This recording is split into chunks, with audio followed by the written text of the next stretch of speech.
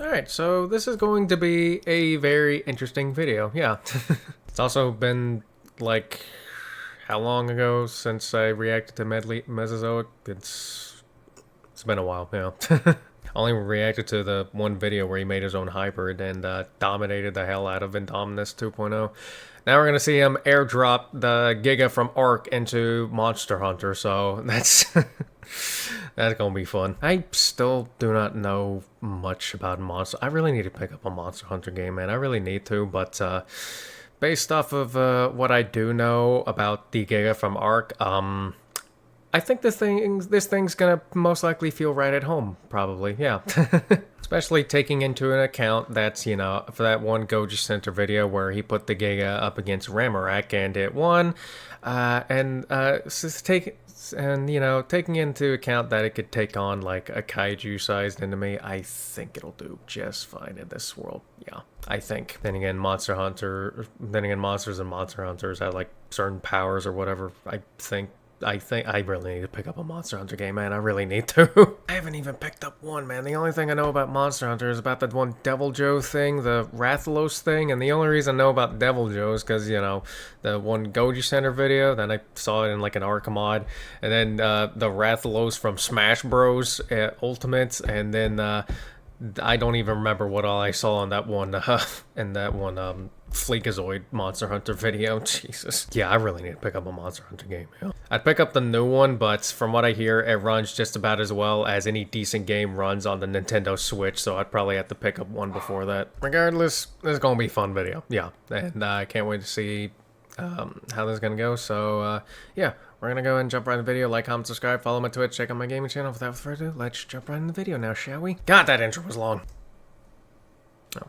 Assessing Survival is a video series created primarily for entertainment, while include real information about species, ecosystems, and plausible evolution. Storytelling and creativity often take precedence. The series explores how a species might survive outside its native ecosystem based on traits that make it successful in its home range. This takes many factors in, such as climate, access, food, behavior, etc. It is not a glorified death tournament between species. Okay. Yeah. Well, okay then. Oh. Epilepsy warning? Okay, well, there you go.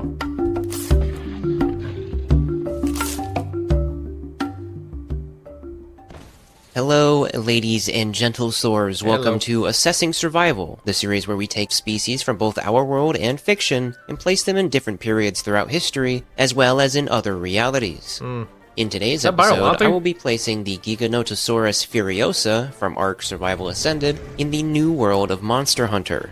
I will be using 4 different categories to assess the Giga's ability to survive. Environment suitability, strengths and weaknesses, prey items, and turf wars. Okay. I'm gonna assume turf wars is like something inside of Monster Hunter that I just don't know about. You know, there's probably gonna be lots of things in this video that I don't know about that people in the comments are gonna have to educate me about. Yeah. Well, it was already stated that this is not a death tournament between species. I would love to watch this thing fight a Devil Joe. The scores for these categories will then be added up for a survival assessment score, with scores of 1 to 3 being they are unlikely to survive and face a high risk for extinction, 4 to 6 being they are likely to survive but with great to moderate difficulty, and a score of 7 or higher meaning they certainly will survive with little to no difficulty. I'm gonna go ahead and take a guess that the Giga is gonna get a 7+, yeah. At the end of the video, we'll explore 3 possible ways our subject species may change or adapt to better fit their environment, regardless of their score. Before we start our assessment, we've got to take just a moment to talk about the Giga.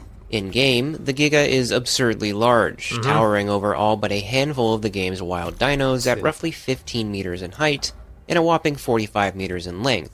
However, when matching the in-game model to the size of Helena's corresponding dossier, Furiosa is closer to 26 meters in length and around 9 meters in height. Though this may seem like a discrepancy in game design and concepting, the lore mentions that the Giga's size was increased by the island's overseer to create a natural force capable of punishing any tribes that became too ambitious, meaning that Okay, I gotcha. You know, I just realized that while I do know about Ark the game, I know just about nothing about the lore, too. And for those wondering why I don't know the lore of, one of my most favorite games of all time, it's probably because, it makes figuring out the lore of the game so goddamn boring. Come on. And I heard the show on it sucked too, so yeah, I'm not even gonna try and watch that. And I'm gonna be honest, I called it on that show sucking. I was just like, I saw a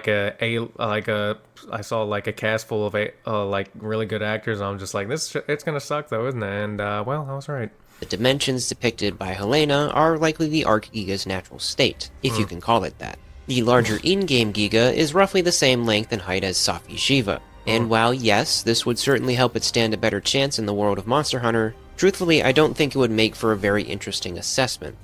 You can call it a cop-out if you want, but the dossier size— What did I say? God damn it, accidentally hit a button. Studio wildcard remains quiet on Arc 2. Oh, Jesus Christ, yeah. But just revealed a 2-year roadmap for Arc's... yeah, Jesus Christ. This is... Considering the other video that's going to come out today, which one's going to come first? Arc 2 or GTA 6? Which one's coming out first? That's a good question. Because, what I said in the last video, I still stand on that. I still think there's, a really good chance that, they're going to delay it another GTA 6 another year. Arc 2, does Arc 2 even have a release date right now? I'm gonna find out. The official release for Arc 2 has not been announced. Okay. Granted, this is from the AI overview, but I can actually trust that. When it comes to Arc 2 and release dates from Arc, yeah, I can believe that. And even whenever they do finally get a release date for Arc 2, you better believe it's gonna get delayed 2 or 3 times, because for anyone who noticed, whenever it comes to Arc releasing something, whenever it came to their DLCs and just anything, and they delayed them quite a bit. Just about all of them, and I'm just like, yeah. Then again, this could be them just, actually taking the right path this time and being like, let's not give it the release date last time, because we all know what happened last time we gave a release date. We ended up delaying it all the time for every single thing. Jesus. But the dossier size still gives us a beast larger than Devil Joe, and also allows us to assess her matchups with most of the game's monsters without her obnoxious size overpowering any unique abilities they may have. Alrighty then. The New World is home to 7 unique locales, all with their own complex ecosystems. The Ancient Forest, Wildspire Wastes, Coral Highlands, Rotten Vale, Elder's Recess, Hoarfrost Reach, and the Guiding Lands. Immediately, we will cross out the Guiding Lands, a locale that is essentially a combination of all the other biomes, where all other monsters can be found. Yeah, okay. The Ancient Forest was many people's first choice when I put a poll out a few weeks ago. It's tropical and complementary to the habitat of a Cretaceous theropod. But if we look at the Giga's in-game range, you'll see why this isn't the best option. Yeah, because for those who, he's about to explain it, but, the Giga only spawns, around mountains, high mountains, so it'd probably be somewhere around there. Or volcano area, because I remember it spawning around there in the center, yeah. In the wilds of the island, Gigas exclusively inhabit areas of high elevation, most commonly around the volcano, and more rarely in the other mountains. Yeah. It looks like they prefer the open space of the mountain's ridges and are seldom seen outside these zones. While the Ancient Forest offers good prey options in the ideal climate, it's coastal. The low-lying terrain lacks the mountain ridges that the Gigas favor. The foliage, being as dense as it is, further limits suitable areas. So we will not be placing the Gigas here. Right. The Wildspire Waste is a similar scenario. While it is more open terrain, it's not particularly high in elevation, and even farther from the Giga's preferred environment. Though there aren't any desert— I'm so surprised they did not put the Giga anywhere in the desert for, Scorched Earth or anything, because you think it'd be, the perfect place for it, but no, they just decided to be like, yeah, we're not gonna have Gigas here at all, and I was just like, well, damn. Areas on the island— But for some reason, we'll put the Acrocanthosaur whenever it comes to mods. On the Scorched Earth DLC map, the Giga is not present at all, nor can they be seen in the desert on extinction. Perhaps they can't go without water for long periods of time like other dinosaurs featured in the DLC, or they are simply not comfortable in these biomes. The Rotten Vale is but yet the Wastelands makes sense, though, because, well, it does spawn there. But then again, it spawned around the, ice area in the Wastelands in Extinction, yeah. Far the worst offender here. Though elevations here are certainly varied, it's far below sea level. Wide open spaces are very sparse, and the presence of the effluvium, which makes the Vale downright uninhabitable for most monsters, would be especially toxic and harmful to the Giga. She has never once encountered any pathogens from the world of Monster Hunter, let alone a noxious cloud of flesh-eating bacteria. Yeah, right. The Coral Highlands, though it would be very strange and alien to the Giga, is high in elevation, has with plenty of water and is teeming with all sorts of life. However, this elevation varies greatly and has many narrow paths and steep inclines that would lead right to the vale below if she slipped. This region is also home to mostly small endemic life or agile flying wyverns that would be hard for the Giga to even get a hold of. The Elder's Recess, by far, most closely resembles the mountainous environment that the Giga prefers. The lava and massive bioenergy crystals spewing from the basalt ridges would make them feel right at home. However, the Elder's Recess is exactly what its name implies, a stomping ground for elder dragons, and commonly visited by the most powerful wyverns the New World has to offer. Not ideal for a species looking to find its place in the world. The final and... Yeah. I feel like there could be some argument with it being there now that I think about it, but I just can't come up with it, so, you know, I'm just not even gonna argue with that, so if I can't come up with anything, no point, yeah. Only locale that checks off all the Giga's boxes is the Hoarfrost Reach. In Ark, 1 or 2 Gigas can almost always be found around the island's volcano, and more rarely spawn around the mountains to the north. If you would allow me to speculate outside of simple game mechanics for a moment, I believe that while the Giga prefers the climate of the volcano, they can manage just fine in the icy tundra. Their large size likely allows them to benefit from gigantothermy. And going back to game mechanics for a bit, the only place that actual Gigas that aren't corrupted spawn in extinction are around the edges of the ice biome in extinction, so, you know, this actually just works very well when you think about it, yeah. So, you know, yeah. Going with this over the volcano area or lava danger elder dragon area thingy, yeah. Phenomenon in which large, bulky ectothermic animals can maintain a relatively high and constant body temperature due to a lower surface area to volume ratio. The Hoarfrost Reach offers high elevation, plenty of open space, water from the hot springs, and an abundance of prey items, while still providing the Giga a significant challenge in terms of competition and being tolerable in terms of climate. There you go. More mammal-like species aren't too dissimilar from the mammals seen on the island, and will be more familiar to her than those of other locales. So, I will be placing our Gigas in the icy expanse of the Hoarfrost Reach for the rest of the assessment. Alrighty then. The Giga's ecological requirements seem to be based on terrain and resources, and though she would seemingly prefer a warmer home, she's not too bothered by the cold. Yeah. For the environment suitability category, the Giga noticed... Well, I keep on going back to game mechanics. You know, based off of game mechanics, a lot of things don't seem to mind the cold, but, you know. Yeah, but then again, they don't really mind anything. The only thing in the game that actually gives a shit about the environment, that, you know, the temperature of environments is you, the character. Other than that, and eggs, too, for hatching. Other than that, it doesn't really apply to anything, huh? Or at least doesn't apply to anything that comes to mind. I'm trying to think of anything else. Cannot think of anything else. Yeah, I can't think of anything else. So yeah, it just seems I guess they've evolved past giving a shit about the temperature. Alright, I'll stop. Saurus Furiosa receives a 7.5 out of 10. Alright then. Since we're dealing with 2 different types of fictional creatures from 2 very different genres of games, I'm going to do my best to translate the Giga's stats and behavior in Ark to something that's serviceable in Monster Hunter. Also because I would rather try and pull my toenails off with a greasy pair of tweezers than entertain power scaling for even a moment. Even at her... You know what? Fair enough, man. Fair enough. I can understand, man. I completely understand. Power scaling is... Yep, it's something else, man. It's something else. Dossier size, Ark's Giga is still larger than the vast majority of creatures in the New World. This immediately gives her a significant advantage in both size and weight over most of the monsters she'll encounter. Her hulking mass supports an even more impressive skull, which is where the vast majority of the Giga's offensive capabilities will be deployed. The sheer size of her jaws allow her to easily inflict bone-crushing forces. In-game, these jaws are powerful enough to demolish stone structures. In my opinion, even at her reduced size, she's likely still capable of this, but luckily there's not many castles she'll be bashing down. Just like her going back to off topic here, it's kind of weird with how the structure destruction works with the animals in game. It's like, it's funny how like the Giga can't break anything above stone, but for some reason we have a centipede that can do it. Then again, the centipede does spit acid, but yeah, and it makes sense for the lava dinosaur to be able to go through because, you know, it's a lava dinosaur. But yeah, I don't know. I guess I'm just going to something stupid. I don't know.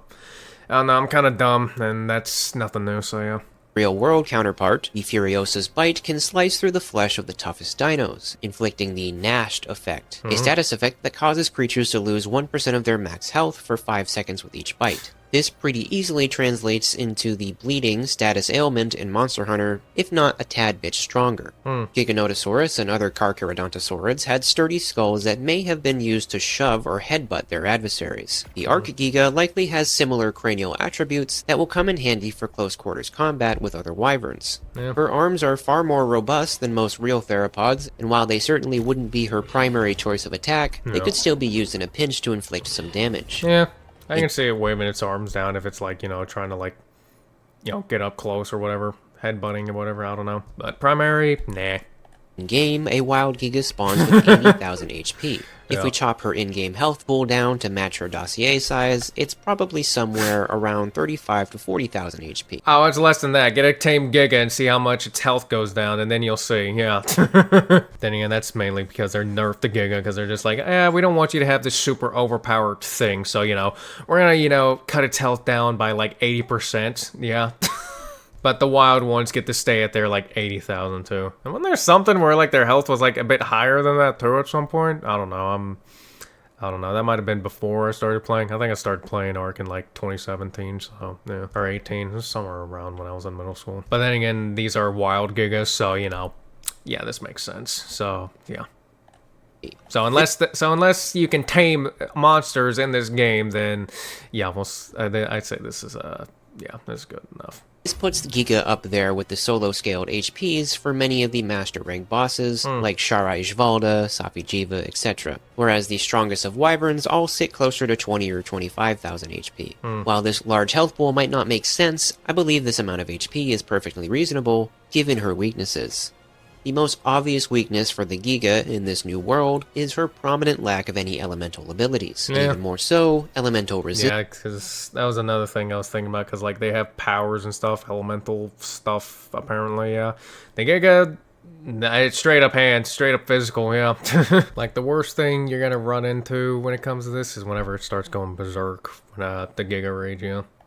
Distances. To make matters worse, the Giga, much like Devil Joe, is absurdly aggressive, and would certainly attack some monsters she has no business attacking. She's generally slower than many dinos on the island and struggles to move in any direction other than forward. Turning requires a wide arc, and reversing is clumsy at best. Her size also leads to rapid stamina depletion, forcing her to take frequent— Yeah, the stamina is shit on that thing, Good God. Turning radius, stamina, just... It also has very low weight too, so don't expect to be able to carry lots of stuff on this thing either. Breaks to recover.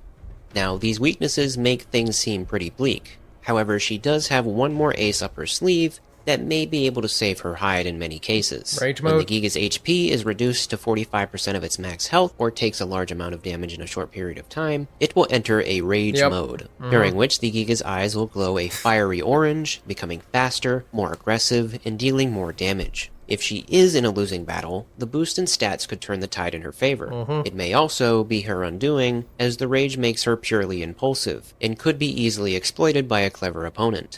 Something worth mentioning is the vulnerability of the Giga's young. Even with her young being roughly the size of an adult man, they will be incredibly vulnerable to small wyverns like the Wulg and the Kortos, and especially to the Boa Boa. Even with her many strengths, the weaknesses she does have will be detrimental to her ranking on the food chain. For strengths and weaknesses, the Giga receives a score of 5.5 out of 10. A predator is only as successful as its next meal. In the Hoarfrost Reach, our displaced Giga finds a buffet of options, but not all of them are worth the trouble. Smaller species like the Wulg, Kortos, and the Boa Boa are all technically edible, but not really worth the effort, even if she's starving. However, they're all the perfect size. Oh, that thing won't matter. That thing sees something, it goes straight for the kill. It'll just kill it anyways. Nothing is off limits with how these things attack. They see something, they see red. I'll just attack it anyway. But then again, that is just in-game mechanics, so... No. Heck, it wouldn't surprise me if it just straight up attacks its own young, too. Then again, you never really see it with its youngs. At least not in Evolved. I still have not played Ascended very much compared to Evolved. Especially since my damn computer doesn't want to run it very well either. To teach juveniles how to hunt. But probably not the Boa Boa, though. It's a similar story with the Antica, though they... Young Boa Boa can undergo a sort of rite of passage where they hunt Bototus? Biototus? Boa Boa, though. Where they hunt to... Okay. It's a similar story with the Antica. Though they are somewhere between the size of a moose and an elk, quite large compared to you or me, they're probably not worth the chase for an adult Giga, but definitely a sizable meal for a juvenile or adolescent. Yeah. The Gigas are probably going to take to the Popo as a regular source of food.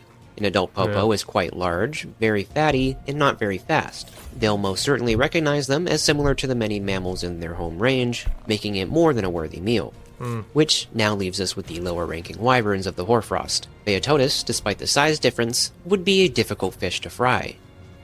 Piscine Wyvern is much faster and agile than the Giga, and would perform many hit-and-run attacks from the snow beneath her feet, much as it does with Banbaro, making it a moderately difficult prey item for the Giga, but still very much on the menu. Her mass and strength would make the encounter a short one. Viper Tobikatachi would be more of a hazard to the Giga than it would be prey. The Viper has many venomous spikes and barbs along its body that can be shot at enemies like a projectile, inducing poison status effects. If the Giga is not deterred by these, the Viper's bite will induce a paralysis status effect. Though the Giga could certainly kill and even eat this creature, the potent venoms would make the juice not quite worth the squeeze. And last but certainly not least, Banbaro. This brute wyvern I'm probably thinking of game mechanic. I was gonna say that thing usually takes a bunch of then again, the toxics and toxins and stuff you feel in Arc aren't really that great in comparison to that. The worst thing compared to toxic stuff you get in Arc is Mega Rabies, and that only applies to your character and no dinosaurs or anything, so yeah. Patrols the Hoarfrost Reach quite pompously, swinging its antler-like horns about as very few monsters in the hinterlands can challenge it due to its size. Compared to the Giga, however, it is no longer top dog. That said, this still won't be an easy fight. Banbaro are very territorial and will relentlessly defend themselves and even pursue their attackers. Their massive antlers would be more than capable of causing some serious damage upon contact with the Giga. The Giga could take Banbaro down by clamping its jaws around its neck just behind the antlers, but attempting such a move could easily result in the Giga being injured or even killed. This matchup feels reminiscent of the classic... Regardless, something's dying. Yeah, because, well, one thing I noticed is that the Gigas do not ever run away. Unless you're tranking it, and even then it'll come back around. T-Rex versus Triceratops dynamic. And, just like in that scenario, the potential meal might just be worth the risk. While the Gigas would be able to sustain themselves in this ecosystem, they would be nowhere near as dominant as they are back on the island. For the prey items category, the Giganotosaurus furiosa receives a score of 5 out of 10. Well, damn. If a Giga wants to maintain control of their own territory or keep themselves fed, there are some monsters that will be unavoidable. If you're at all familiar with Monster Hunter, it should come as no surprise that the Hoarfrost alone is home to plenty of formidable competition. So while I'd like to do an in-depth matchup for each and every one of these, I'll be keeping them brief in the interest of saving time.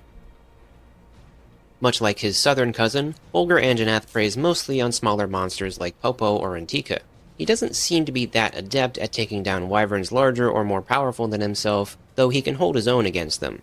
We see in his turf wars that while Fulgur Anjanath has only 3 matchups that he wins, he ties with monsters like Black Diablos or Frostfang Barioth. Taking that into consideration, while also remembering the Giga has no resistance to his thunder attacks, I think this turf war is a tie more often than not, especially if the feud is settled prior to the Giga going berserk. But if Fulgur Anjanath's thunder attacks do enough damage in a short enough amount of time to trigger her rage mode, I doubt he'll be able to withstand the bloodlusting assault from the Giga. Yeah. I feel like the Giga would more... I also feel like the Giga would more so power through it, but that's just my opinion. Legiana and Shrieking Legiana would generally avoid a conflict with the Giga in the first place.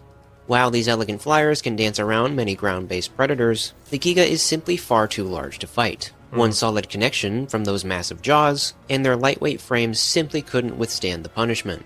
Though Shrieking Legiana will guard their roosts with their life, these roosts are high up on narrow, steep cliffs, where the Giga is unlikely to go anywhere near. In any such event, their ice attacks may be powerful enough to slow the Giga down, but it would only delay the inevitable. Yeah. When hunting Popo and Banbaro, the Giga's most frequently encountered rival will most certainly be Barioth, but it seems that Barioth generally struggles in one-on-one fights against most other monsters. He's more so specialized for taking down prey smaller than himself, which may explain why he's such a pain to fight as a hunter, but even Frostfang Barioth only manages to tie with regular Legiana and Odogaron, though there is the exception of Banbaro, which makes sense as the juveniles are their primary prey item. Oh. In a straight-up turf war, I think the Giga would pretty easily defeat either variant of Barioth.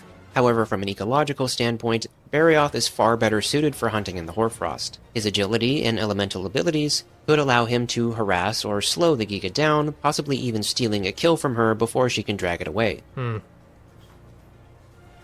Tigrex is far more adept at brawling with other monsters, tying in turf wars with the highest ranking of Apex Wyverns like Acidic Lavinus and Azure Rathalos. In Monster Hunter Generations, Tigrex hunts young Gammoth, and can hold its own fairly well in a fight against a fully grown Gammoth, who are as large if not larger than the in-game rendition of the Giga. While the Giga could certainly do a real number on Tigrex if she managed to catch it in her jaws, I doubt such a feat would be commonplace. It's no secret that Goku, Rajang, is a serious force to be reckoned with in Monster Hunter. This fanged beast regularly goes toe-to-toe with the likes of Nergigante, Velkhana, Teostra, and straight up preys upon Kirin. In his rage mode, Rajang goes becomes supercharged with electricity. Can't help the hair yourself, on his back glows like gold, and he unleashes a staggering amount of voltage, including a devastating lightning breath attack. We have yet to see Rajang take on something as large as the Giga, though given his track record and his unmatched electrical power, Rajang certainly takes the win in this turf war. Similar to the Tigrex, Ebony Odogaron can take on very powerful wyverns, tying with Acidic Lavinus, Brachydios, and even Brute Tigrex. It also takes down larger brute wyverns like Radaban and Urdagon, packing a pretty serious punch for its relatively small size. The base Odogaron, though it doesn't live in the Hoarfrost, would be easily demolished by the Giga. However, Ebony Odogaron's addition of Dragon Element in its arsenal shakes things up quite a bit. So let's take a moment to talk about Dragon Element. Canonically, it's the only true supernatural force in the world of Monster Hunter, deeply tied to the power of Elder Dragons. It has the ability to bypass or outright nullify a monster's elemental resistances and attacks, but more importantly, it can induce psychological effects. Not only might Dragon Element confuse and disrupt the Giga's thoughts, but potentially overwhelm her to the point that her rage mode becomes ineffective, sending her into such a blind frenzy. I was gonna say maybe it accidentally activates said rage mode, but never mind. That she can't even focus on her opponent. If Ebony Odogaron can manage to pump the Giga full of Dragon Element before being snatched up, I think it has a solid chance of taking her down. The Giga and Deviljho are kindred spirits of sort. Both will attack just about anything on sight, just with different reasons for doing so. The Giga does it because she's just eternally pissed off, and DJ does it because he's eternally hungry. But it's Savage one's hungry, and one just hates everything. Deviljho that frequents the Hoarfrost. DJ Savage has his rage mode activated at all times, each attack much stronger, and loaded with absurd amount of Dragon Element, especially his Breath Ray and Dragon Element Bomb attacks. And finally, we have the Elder Dragons of the Hoarfrost Reach. And let's not kid ourselves here. Velkhana is quite literally cold incarnate. While Frostfang Barioth's Ice Breath might slow the Giga down a little bit, Velkhana would freeze her solid until the end of the next glacial maximum, if such a thing exists in Monster Hunter. And of course, Ruiner Nergigante packs up the Giga pretty quick. This is an Elder Dragon that hunts other Elder Dragons. Just as soon as Shara Ishvalda gets back up for round 2 in Monster Hunter World, Ruiner Nergigante swoops in and drops the nastiest set of hands on the massive Elder Dragon. I can easily see him flying by the Giga at Mach only to whip around and slam the people's elbow straight into her skull. And last but certainly not least, we have the one and only My Little Pony, Kirin. Much like with Rajang, Kirin's mastery over electricity would simply be too much for the Giga. I swear I've seen this from somewhere. Hell no. To put up with for too long. If the Giga can somehow manage to break the Kirin's horn, there's a slim possibility of her winning. Very slim. Yeah. Though she can tussle with some tough wyverns, she's going to seriously struggle with most of the elemental abilities levied against her. And some monsters higher up on the food chain are simply far too beyond her in power, especially when Dragon Element gets involved. For those reasons, the Giganotosaurus Furiosa receives a score of 3.5 out of 10. Which brings us to our final assessment score. Well, it's not doing as well as I thought it would. When adding up the scores for all 4 categories, Ark Survival Ascendant's Giganotosaurus receives a score of 5 out of 10. In the new world of Monster Hunter, the population of Ark Gigas would manage to carve out a place for themselves in the food web, but it wouldn't come easily. The Hoarfrost Reach offers the most familiar environment, giving the Giga its best shot at survival and a steady food supply. Still, life here is nothing like the dominance it enjoyed in its home ecosystem, in every aspect. Yeah, because that's another thing I'm just now considering, is that the Giga doesn't really have like any type of rivals that it fights, you know? Like, it doesn't have, there's not much that is on par with the Giga. So another thing I'm thinking of is that it doesn't really have, you know, much experience fighting other monsters that are like just about as strong as it, and it's more so likely to fight, you know, things that are way smaller and way weaker than it when you think about it. So, yeah. And the closest to fighting something on its around its own size or above that is like the Titans, like on Extinction.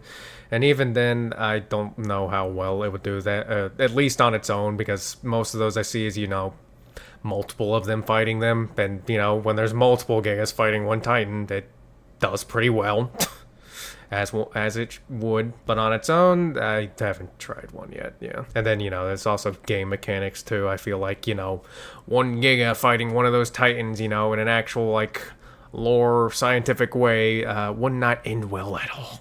Yeah, and probably not an well, I don't know about an army. I don't know. That goes back to the 100 Gigas versus one Arc Titan. There you go. That meme's not going to be dying anytime soon, is it? What I'm trying to make is that, you know, I feel like a Giga would more so, because since it doesn't have experience fighting monsters on its own, around its own size and power, it'd probably like struggle and probably get very agitated and stuff fighting monsters that were more so on its power and everything, yeah, or stronger, because, well, yeah.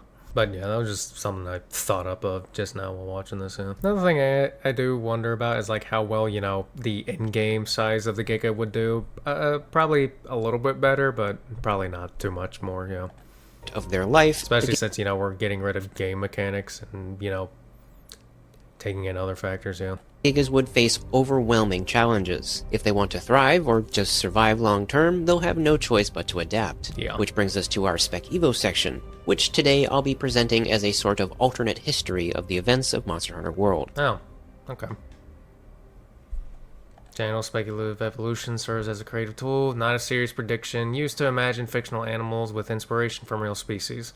The following is not associated with Capcom or Studio Wildcard and is not representative of their IPs. Okay. When the first fleet arrived in the New World during the Elder Crossing, they were greeted with a vast continent, offering sights of wonder and awe, with monsters both new and familiar. But among the new species the Commission encountered on the shores of this new land, none were as peculiar as Bastiotama. Oh. Named for the Wyverian words meaning fortress head, Bastiotama is a large bipedal monster that primarily inhabits the Wildspire Waste, but can also be found in the outermost edges of the ancient forest, always within close vicinity of a herd of Kestodons, with whom they share many morphological similarities. The Bastiotama appeared to be some sort of alpha to the small herbivorous wyverns they share territory with, initially being referred to as a Great Kestodon, but upon further investigation this was found to be far from the case. Instead, the two species appear to share a symbiotic relationship. Female Bastiotama will lay their eggs in the same nests as the Kestodons. The small wyverns will then defend these eggs just as ferociously as they do their own. While the Kestodons cannot hope to stand against larger threats like Baroth or Geratodus, they will emit a distinctive distress call, prompting the Bastiotama to intervene. This shield-headed monster easily overpowers the majority of opponents in the locale, reaping the rewards of their meat. However, there are some beasts in the Wildspire Waste they cannot so easily defeat. While the Kestodons usually have nothing to fear from Diablos, Diablos does seem to view Bastiotama as a threat. In a turf war between these two shield-headed monsters, Diablos has the upper hand with its horns and superior mass. However, the Bastiotama's shield-like crest can be planted in the ground with a pointed plate at the end of the snout, digging into sandstone or rock, providing it more stability, like a fortress. If the horned wyvern rams Bastiotama head-on, it could either knock itself out, or snap off a horn if it becomes lodged in the shield. Of course, this is assuming the two face each other head-on.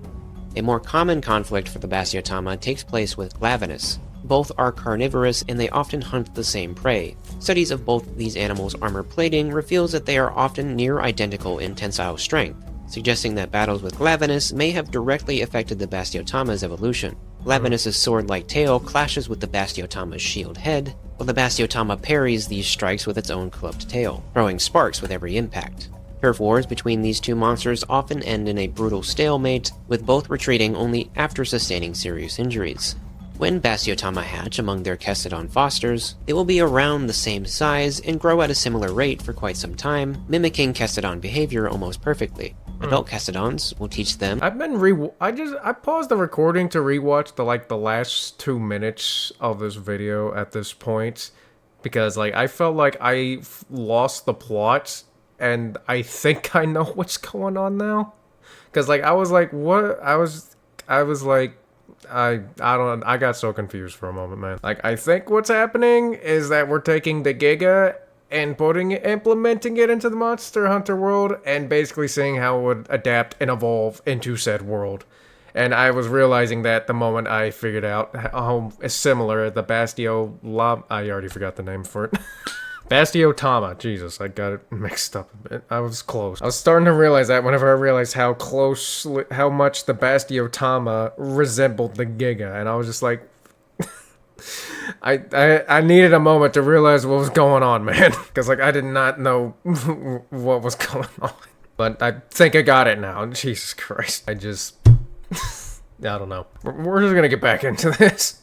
Evolution. Glavenus' sword-like tail clashes with the Bastiotama's shield head, while the Bastiotama parries these strikes with its own clubbed tail, throwing sparks with every impact. Right. Turf wars between these two monsters often end in a brutal stalemate, with both retreating only after sustaining serious injuries.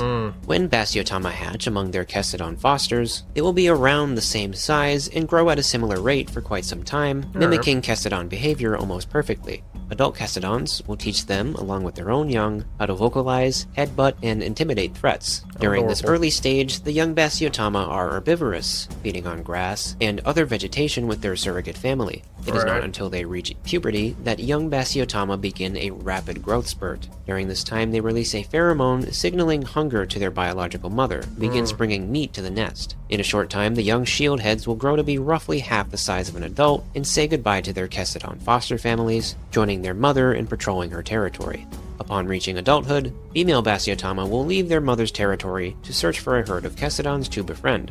For male Bastiotama, they will live most of their lives as solitary vagabonds, only living with females for a few months at a time during the mating season. They're a fair bit bigger than the females, have larger shields on their heads, and feature streaks of red down the side of their body. During the mating season, they will seek out a female and either display these red streaks, or have to battle with another male for the right to I should go ahead and say the Bastiotama looks cool as shit, yeah. mate. The Bastiotama's large size and theropod-like build reasonably led the Commission to believe that it was another brood wyvern. However, it wouldn't be until A-list hunters of the 5th Fleet arrived that they would get to dissect and discover the true nature of this monster. While the Bastiotama was morphologically similar to brute wyverns, they may not be related to any life form previously recorded by the Guild.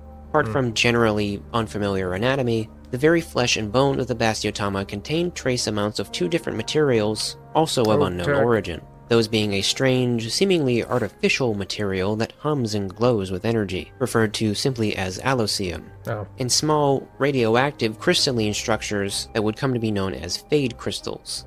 The Commission, though they had their hands full with determining the cause and effects of the Elder Crossing, was very interested in what seemed to be an entirely new lineage of animals on the planet. They approved a small detachment of researchers and hunters to further investigate the Bastiotama and any other monsters in the New World that contain these odd materials. Upon slaying a Bastiotama, hunters can use its parts to craft a Bastiotama armor set, and any weapon they desire, the sword and shield being the most popular choice. The crafting recipes for this armor set include numerous carapace, much like any other armor set, with the addition of Diablos and Glavenus parts, as well as these strange materials found in its flesh, which only the most skilled smiths of the Second Fleet are capable of working with. While weapons forged from the Bastiotama induce no status effects, the armor is resistant to fire, thunder, and dragon element, and provides little protection against water and ice elements. Alrighty then. After the failed attempt to capture Zora Magdaros, the Great Elder Dragon carved a path through the Great Ravine. This created a pathway to the Coral Highlands, an area abundant with unique species and mesmerizing terrain. When a 5th Fleet hunter and their handler made contact with the long-lost 3rd Fleet, the Wyverian researchers traded information on various species they had studied in this region. While the data shared was crucial to unlocking the secrets of the Elder Crossing, it included notes on a peculiar species of endemic life, which was only seldom spotted by the tracker on expeditions to the Rotten Vale. The juveniles of this species, called poptail lizards, are small scavengers not much larger than the tail of a palico. They're camouflaged to resemble the various mounds of flesh and piles of bones scattered across the vale, which they tunnel through with their claws and very strange set of teeth. Though they are morphologically very similar to any other endemic lizard, the poptail lizard's limbs are more like those of a brute wyvern. Its hind legs are digitigrade, and look to be very uncomfortably folded on them. My phone just go off? Bruh, you'll not believe what... I got message while in the midst of watching this. I'm not gonna go into too much detail of it, just know that it was a meme for the coffin of Andy and Lele, and yeah, that's all you need to know. Themselves to maintain a low posture. The forelimbs, while plantigrade, splayed out quite a bit laterally, with the elbows coming up past the height of the shoulder while walking. Almost like the animal was not really well adapted for quadruped movement, but insists on doing so. When a larger creature, such as Gyros or Raffinos, attempt to grab it by the tail, the red pustules will burst, creating a small blast of dragon element, disorienting or greatly wounding its attacker. It is presumed that the poptail lizard has adapted to use dragon element stored in the corpses of dying elder dragons. Researchers requested hunters acquire these lizards for further investigation. When the poptail lizard grows larger, it ascends. I feel like I'm going on topping it. I just want to know if monsters are like tameable in Monster Hunter, because I feel like it'd be fun to ride on one of these things. From the Rotten Vale and into the Coral Highlands, where it quickly goes through a rapid change in metabolism and morphology, growing into what's called a poptail leopard. They trade the blood-red coloration of their hide for a bright pink. Its poorly proportioned limbs begin to stretch out and more closely resemble those of a functioning animal. They live a semi-arboreal lifestyle, hunting primarily Raffinos, Kelby, Shamos, and other poptail leopards on occasion. They wait silently from atop the corals and cliffs to ambush their prey, leaping and clamping down on them with their strange set of teeth. Its now elongated tail has become quite flexible, so much so that it is now prehensile, allowing it to secure itself to any vines or corals it finds itself hanging from. The tail can also be whipped at adversaries with great force, creating an explosive cloud of dragon element, more than enough to kill a monster of similar size, or disorient powerful monsters like Legiana or Odogaron. Lovely. Strangely, it doesn't seem that the poptail leopard has a source of dragon element for it to recuperate after using this ability. It doesn't hunt elder dragons, or descend into the Vale to feed on their corpses. After many dissections and live observations, it was determined by the detachment that the poptail lizard was indeed related to the Bastiotama. The same minerals found in the Bastiotama were found in their intramuscular and skeletal tissue, but this time in a far higher concentration. It is in adolescence that the Alicium, combined with existing dragon element, will actually synthesize more, though this synthetic dragon element seemed to have a more orangey glow as the specimens increased in age. This created a storm of confusion within the faculty of researchers. These strange minerals were capable of much more than previously thought. It needed to be made a priority. Once poptail leopards reach a certain age, it appears that they will make their way out of the Coral Highlands by scaling the massive, steep mountains surrounding it. It wasn't until the Commission successfully redirected Zora Magdaros and the Everstream that a path through this natural barrier was discovered, a path leading to the Elder's Recess. And while this region proved a remarkable breakthrough in the Elder Crossing investigation, there was no trace of the poptail leopards which crossed over the mountains. For many months, this investigation was a dead end. When the true nature of the Elder Crossing was revealed in Xeno'jiva, and the Commission set up Celiana in the newly discovered Hoarfrost Reach, the detachment had a new opportunity to search for signs of Alicium and Fade Crystal. In a stroke of luck, it only took a sampling of soil and permafrost for the detachment to receive their next big clue. The ice and frozen earth of the Hoarfrost Reach was abundant in Fade Crystal. Could this be where these strange materials and strange monsters originated? Their excitement was cut short when two monsters stormed through Celiana, ripping through their vision with a glowing blue blur. One of these monsters was a Kirin, covered in wounds. The other monster was a new species, one which would come to be known as the Gromoreval, meaning... Well, hello there, Mini Godzilla. Goddamn. Gromoreval. Thunder's rival in Wyverian. Run! It's Godzilla! It looks like Godzilla, but due to international copyright laws, it's not.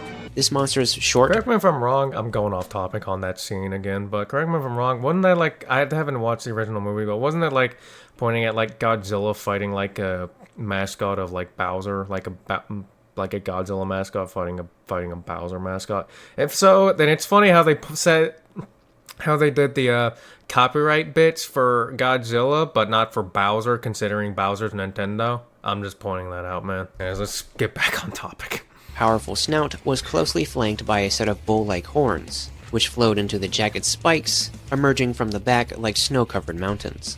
This creature stood upright on its hind legs, with long muscular arms ending in claws that flexed with rage. Gromoreval brawls with, preys, and feeds on monsters with thunder-based abilities, often many times larger than itself. It can go toe-to-toe with the likes of Fulgur Tobikadachi, and Zinogre. However, the Gromoreval's most coveted prey is Kirin, which of course brings it into direct competition with Rajang, who by no surprise ends up joining the party in Celiana. Rajang leaps from the cliff above, tackling the spiked lizard. Gromoreval is quick to rise to his feet and shoots a bright blue beam of electric energy right at Rajang, who answers in kind. The two beams collide, forming a powerful mass, resembling a quasar. This mass builds and builds. I like how this is just like the Monster Hunter equivalent of Godzilla versus Kong, pretty much, you know? Until it goes critical, and both monsters are sent flying. The Kirin they were both after had disappeared That is, if I'm not a dumbass, and that actually is a monkey and not just a Minotaur. The area in the chaos. Then again, I am a dumbass, so I'm correct on one part at least. And while Rajang wished to track the Elder Dragon down, Gromoreval had now set its sights on Rajang. They engage once again, this time with tooth and claw. They lock hands, pushing on each other with all their It looks monkey-like, so yeah. Roaring in each other's faces ferociously. Though it was fascinating to witness, these two monsters would destroy Celiana if nothing was done. A team of fibers pelt the two monsters with an array of slinger pods from afar, causing them to run off. Dissections performed on the monster after countless failed attempts to slay it revealed that this is indeed another species related to the Bastiotama. This time, however, there was strangely no Fade Crystal present within the creature's biology, but an increased presence of Alethseum. When Gromoreval brawls with and feeds on electrically inclined monsters, the Alethseum absorbs and stores their energy for later use, making the monster a walking battery. The electrical energy can be shot through the creature's mouth like a beam, or it can be rapidly and indiscriminately discharged from the many spiked protrusions all over its body. Thunder's rival can travel to any region where, well, there's thunder to be rivaled. If a locale has a thunder-based monster present, there is some likelihood that Gromoreval will be present or arrive as an invader. But the Hoarfrost Reach is where this creature spawns, and returns to reproduce. The monster will nest high up in the mountains of the Hinterlands, in caves or overhangs hidden from other animals. It will take care of its young for up to 2 or 3 years by retrieving prey like Popo and Antika from the Reach below. At some point, these young Gromoreval will descend from the mountains and into the Reach, where they will have to fend for themselves. These young are roughly half the size of their mother, and will live together and practice their martial prowess on one another, and work together to take down larger monsters, such as Fulgur. Alright then. Upon slaying a Gromoreval, the hunter can use its parts to craft a Gromoreval armor set, and any weapon they desire, though the gun lance seems to be the most popular choice. The crafting recipe for this armor set includes many of the same parts as other armor sets, with the addition of Gromoreval Gem, a highly sought-after trading item. But this time, no Fade Crystal is required to craft the armor set. Weapons forged from the Gromoreval deal thunder damage and inflict thunder blight. Gromoreval armor is resistant to thunder, ice, and water, but provides little protection against fire and dragon element attacks. After the Rajang and Gromoreval were deterred from Celiana, the destruction left in their wake revealed a secret. A large mass of rock and soil slid from a portion of the frozen cliffs surrounding the settlement, revealing a large wall of ice that contained the fossilized skeleton of a massive predator. When the Commission excavated this skeleton, it was determined that this was, indeed, the ancestor of the Bastiotama, Gromoreval, and poptail lizards. The skeleton appeared to contain a large amount of Fade Crystal towards the front of the body, and the very little amount of Allucium present seemed to have depleted in some way, but began to glow purple when it made contact with the air. After the origin of this strange lineage of monsters was determined, it was all too quiet in the New World for many years. The Sapphire Star had slain Shara Ishvalda, Safi Jiva, and even left the New World to slay the Black Dragon Fatalis. But this continent still offers great challenges for aspiring hunters. It was during a hunt for Kushala Deora in the Elder's Recess that the guild would discover what came of the poptail leopards that crossed over the mountain ridge. A gaunt, hulking monster lumbered its way up from the depths of the recess. Looks Dilophosaur-like, too. And roared so incredibly loud it physically shook both the hunters and Kushala Deora. This abomination would come to be known as the mutodroch, meaning changing monster in Wyverian. The mutodroch that does not look fun to fight. Was the adult form of the poptails that were found in the Rotten Vale and Coral Highlands. The internal synthesizing of dragon element, seen in the poptail leopard, had now been perfected and transformed into something entirely new, dread element. When other monsters come into contact with this energy, they will be overtaken by an unimaginable sense of fear. Their nervous systems will be unable to activate a fight-or-flight response, shaking as the mutodroch begins its merciless assault. The innumerous pustules lining its tail are filled with dread element, and will burst out in all directions when slammed into any surface, monster, or hunter. Dread element has a similar effect, making their attacks slower and reducing their damage by 20%. It also inflicts confusion, which will cause hunters to forget where the items in their bags are, scrambling the order in which items appear in the player's hotbar. Many A-list teams of hunters were dispatched to take care of this creature, but most all failed or came back mentally broken, shivering with fear for days on end. Except for a team of hunters equipped with armor made from the Bastiotama and Gromoreval, which both appeared to heavily mitigate the dread element's effects. These hunters were ordered to depart once more. Without fear, they commence an assault on the mutodroch. The battle lasts for hours, and even with deep wounds and heavy damage, the mutodroch continues to fight with unwavering persistence. 3 of the 4 hunters had been slain, the last being a young maverick wielding a Brachydio switch axe. Battered, with many cracks in his armor, he was ready to retreat back to Astera, when suddenly, Ruiner Nergigante erupted from his crystalline cave and slammed the mutodroch into a viney cliff face. The mutodroch shrieked, lashing out with its bladed skull. Ruiner barely flinched, swiping back with ferocity. Is that...